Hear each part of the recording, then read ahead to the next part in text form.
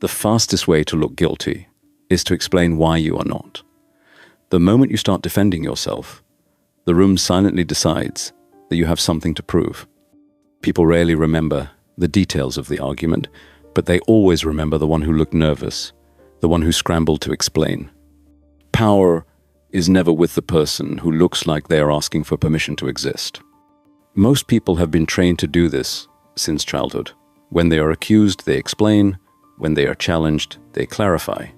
When they feel misunderstood, they repeat themselves louder. It feels responsible, even noble, to clear your name. But in the silent economy of status, it is the most expensive mistake you can make. The moment you defend yourself, you hand over control of the frame. You are no longer the one being observed with curiosity or respect. You are now the one on trial. Every word you speak tells the world that their judgment matters more than your own. Even if you are right, the damage is done. People equate reaction with weakness. Machiavelli understood that power does not belong to the person who proves they are good. It belongs to the person who does not need to prove anything at all. The strong do not rush to explain. They let the silence stretch until the accuser feels its weight. They let the room wonder why the accusation was met with calm stillness. And in that stillness, the power shifts. The one who speaks first loses. The one who holds the silence controls the game. Machiavelli's lesson is as sharp today as it was 5 centuries ago. He knew that defending yourself is not a sign of innocence, it is an admission of weakness. The very act of explanation tells the world that someone else's opinion has power over you. You are no longer a figure of strength. You are a figure asking for permission to be believed. In power games, perception is more valuable than truth. People do not gather evidence or weigh facts like a jury. They watch behavior. They measure reactions. They decide who is strong and who is weak based on who controls the emotional tempo of the moment. The person who does not flinch, who does not scramble to explain, is the person they fear and respect. This is the essence of Machiavelli's thinking. Power is a stage, and the frame of the conversation is the spotlight. Whoever controls the frame controls the story. When you defend yourself, you step into someone else's frame. You are now the character they have written for you. You are guilty until proven innocent, and every word you say to clear yourself only confirms that you accepted the role. The Machiavellian approach is different. He does not compete for sympathy. He does not beg for understanding. He cultivates a presence that says, "I am untouchable because I choose to be." By refusing to defend, he forces the world to fill in the silence with their own assumptions. And those assumptions are often far more powerful than anything he could say. This is why the strongest players in politics, business, and social life rarely rush to explain. They understand that words are rarely neutral. To explain is to bend, and to bend is to admit pressure. The one who stays silent, calm, and slightly unreadable holds the advantage. The room begins to wonder why he is not reacting. The accuser begins to doubt themselves. And soon, the narrative belongs to the person who said nothing at all. Silence is not emptiness, it is a weapon. Most people fear it because silence feels like exposure. It forces them to sit with their own thoughts and their own doubts. But to the Machiavellian mind, silence is the ultimate act of control. It flips the power without lifting a finger. Imagine a room where someone throws a sharp comment your way, a jab at your reputation, a subtle insult dressed as a joke. The eyes in the room immediately shift to you, waiting for your reply. The average person takes the bait. They defend themselves, they explain, they laugh nervously or argue back. And with every word, they confirm that the attack landed. Now imagine a different response. Nothing. No explanation, no flinch, no forced smile. You let the silence stretch just long enough for everyone to feel it. In that stillness, the energy of the room changes. The accuser begins to fidget. The audience starts to doubt the validity of the attack. People are not watching the words anymore. They are watching the behavior. And behavior speaks louder than any defense ever could. This is the hidden power of silence. It creates discomfort for the attacker and curiosity for the crowd. They begin to fill in the blanks with their own assumptions. Some think he must know something we don't. Others think, if he is not reacting, maybe the attack was weak. In that moment, you have shifted the frame without saying a single word. Silence also forces reflection back onto the accuser. When they do not get the reaction they expected, they start to talk more, explain more, and reveal their own insecurity. They begin to perform their own collapse, turning a single jab into a display of emotional instability. And the more they talk, the stronger your silence becomes. Machiavelli understood that true control is not about speaking first or speaking loudest. It is about making your presence felt without effort. Silence is the mirror that makes your enemies see themselves. It is the stage where their own behavior becomes their undoing. Every social interaction is a battle for the frame. The frame is the invisible lens through which everyone in the room interprets reality. It decides who is the authority, who is the challenger, and who is the audience. The person who controls the frame controls the story, and the story is where power lives.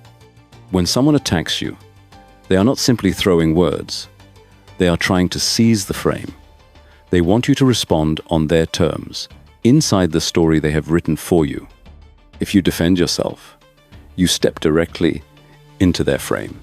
You accept their authority. You become the character they want you to be, and in that moment, the crowd sees you as smaller. The key to controlling the frame is refusing to play that game. You do not defend. You do not explain. You either remain silent or respond in a way that shifts attention back to the attacker. A raised eyebrow, a calm, "Is that how you see it?" A slow turn of the head toward the audience without a single word.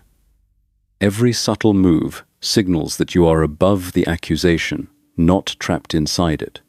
Frames are fragile because they are built on emotion, not fact. The accuser relies on your reaction to solidify the narrative. If you do not give them that reaction, their frame begins to crack. They start to repeat themselves. They try harder to provoke you.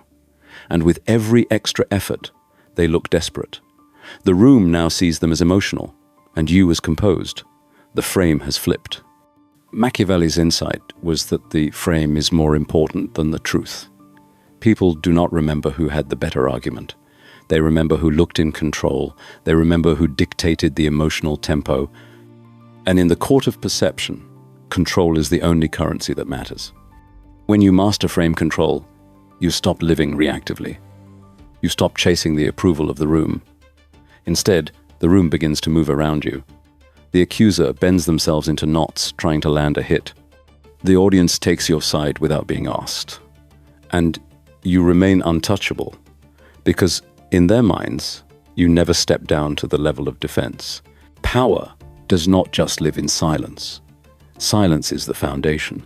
But Machiavellian strategy also uses subtle psychological tactics to flip the energy of an accusation back onto the attacker. These tactics do not rely on defending yourself. They make the accuser collapse under the weight of their own move. The first is the mirror tactic. When someone accuses you, you do nothing to refute it. Instead, you allow the accusation to reflect back onto them. They start to question themselves, to feel exposed, and to worry that they have overstepped. A calm stare, a measured pause, or even the faintest hint of amusement can turn their attack into their own embarrassment. The mirror makes them perform their own self-doubt without you lifting a finger. The second is the reversal tactic. This is when you take the accusation and transform it into a sign of power. Someone calls you arrogant. You respond calmly. Confidence makes some people uncomfortable. Someone calls you manipulative. You say, only people who can be influenced see it that way. These short statements are not defenses. They do not explain. They flip the script, so the accuser now looks insecure and you look untouchable. The third is the disappearance tactic. This is the coldest and most punishing move. When attacked, you do not respond at all. Not in person, not online, not through a mutual friend. You simply vanish. This absence becomes a mirror and a weight. The attacker spins their own story in their head, grows more emotional, and often exposes themselves through overreaction. The longer your silence stretches, the more unhinged they appear. All three tactics rely on the same core principle. You do not fight for innocence. You do not fight for approval. You let the attacker overextend. You let their emotions become their weakness. Meanwhile, your calm detachment makes you appear larger, more stable, and far more dangerous than any explanation ever could. Machiavelli would call this the art of winning without moving. Your enemy falls on their own sword because they cannot resist the emotional need to provoke you. And the more they fail, the stronger your presence becomes in the eyes of everyone watching. Theories are nothing without proof in the real world. Machiavellian power shows itself most clearly in the moments that seem small, the moments that test your instinct to defend yourself.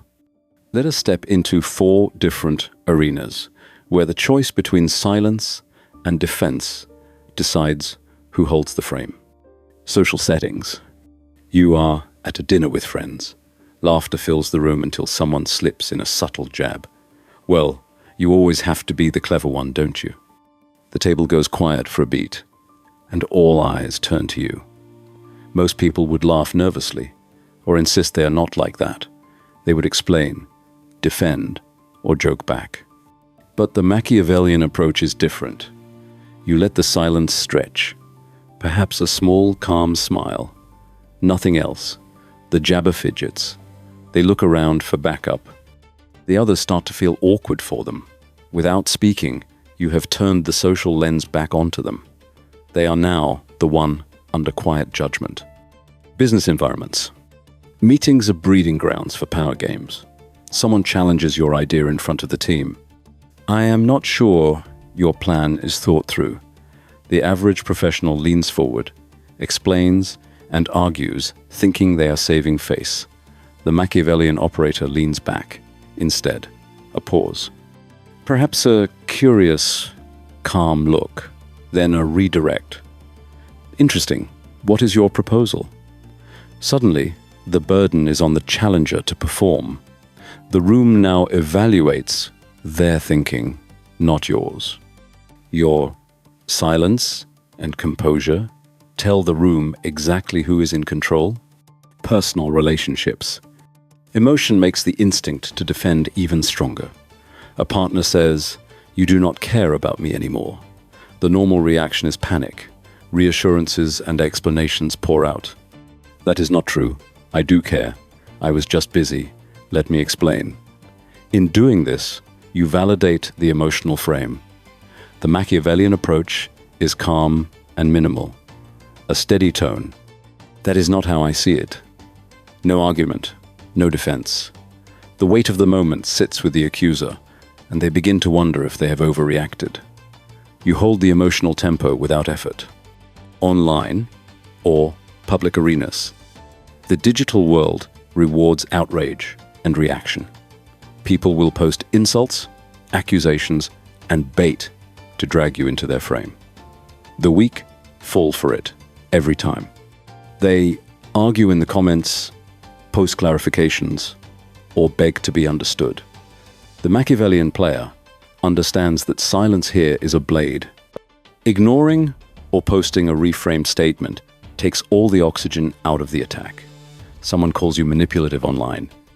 Instead of defending, you post, "People always call you dangerous when they cannot control you."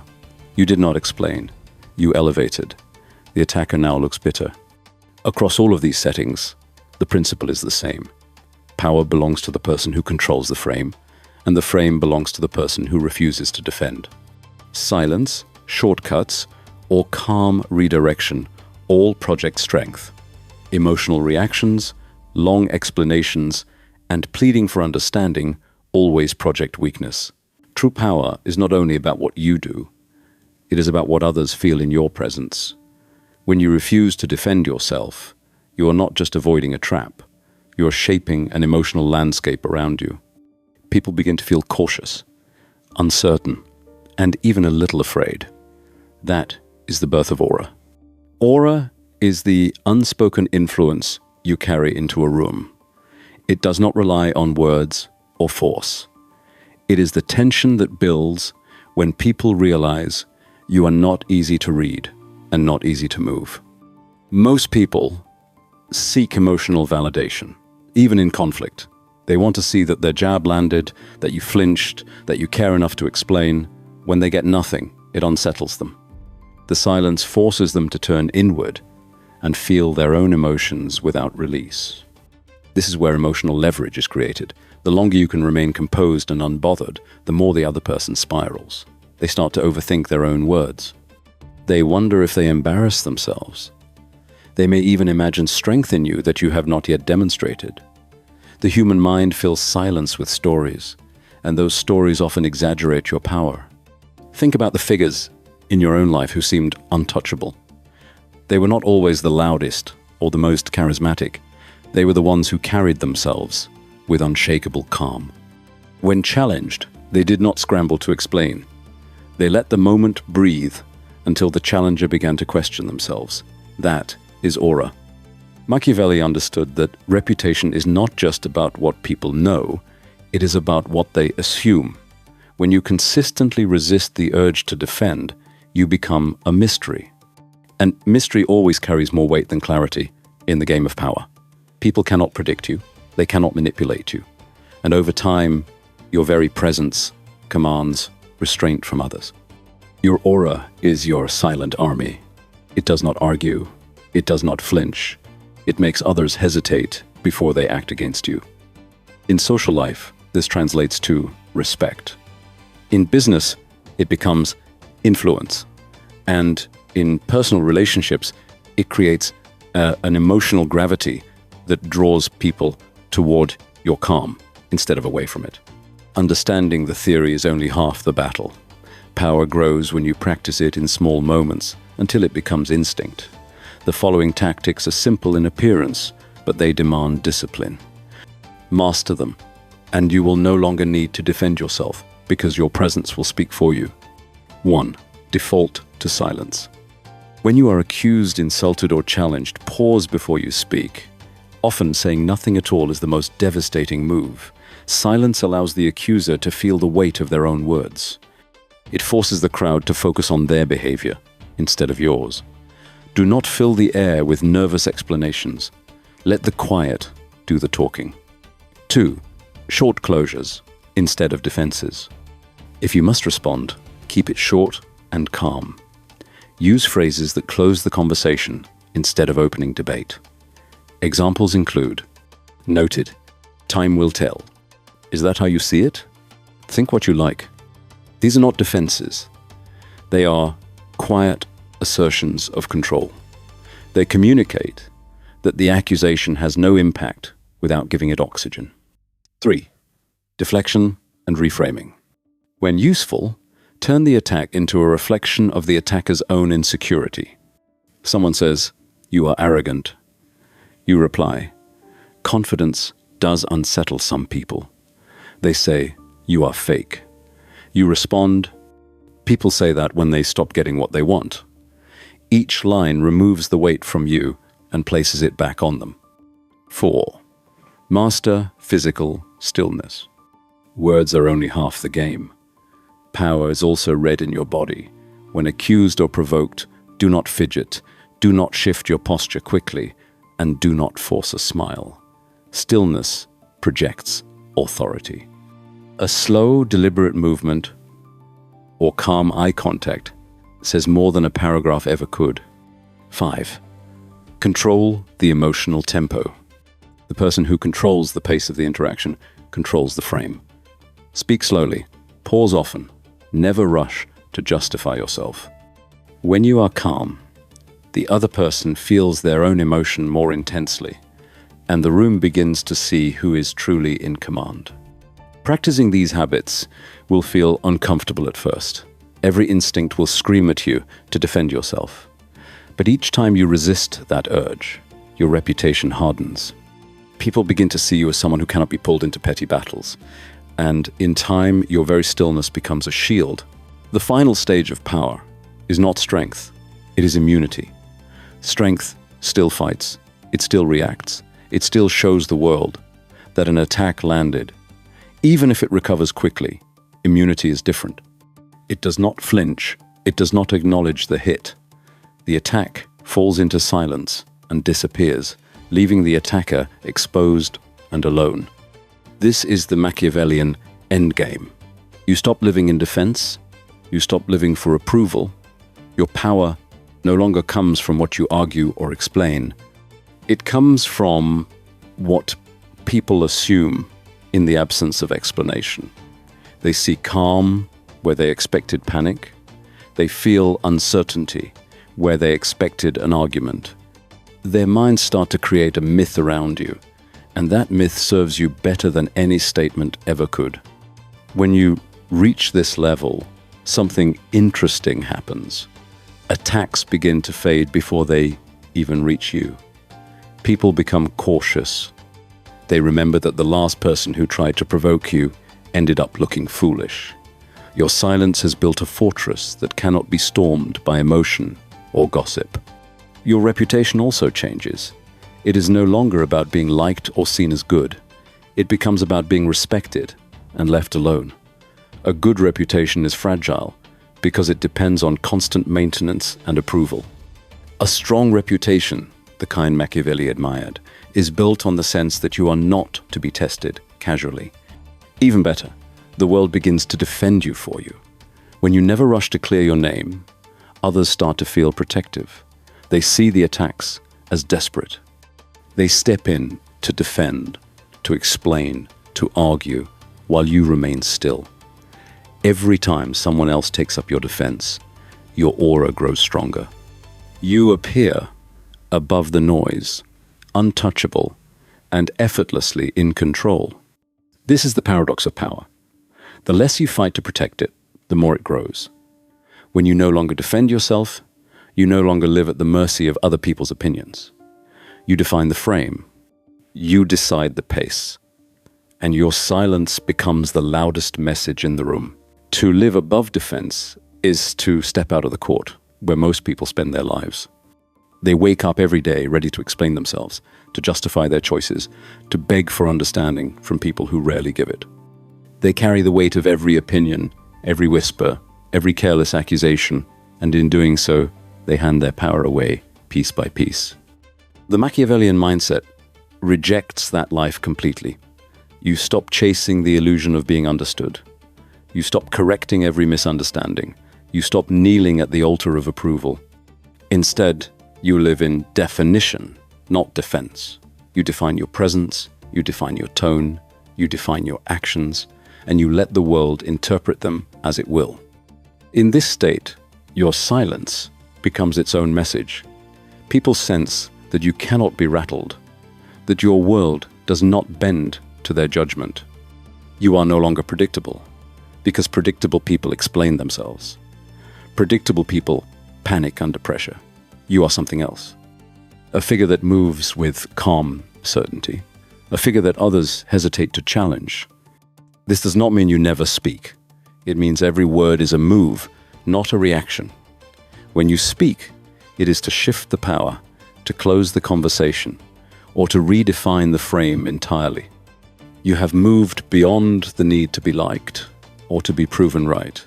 You have stepped into a realm where your composure itself is proof. Living above defense is a choice, and it is a practice. At first, the urge to explain will feel impossible to resist. But each time you remain still, each time you choose calm over reaction, you carve a new reputation for yourself. A reputation that is not soft, but solid. Not good, but strong. In the end, you will notice something subtle but profound. The attacks will slow. The whispers will fade. People will speak your name with a different tone. Not because you demanded respect, but because you became the person who does not need to. And in that quiet authority, you will find the only kind of power that lasts.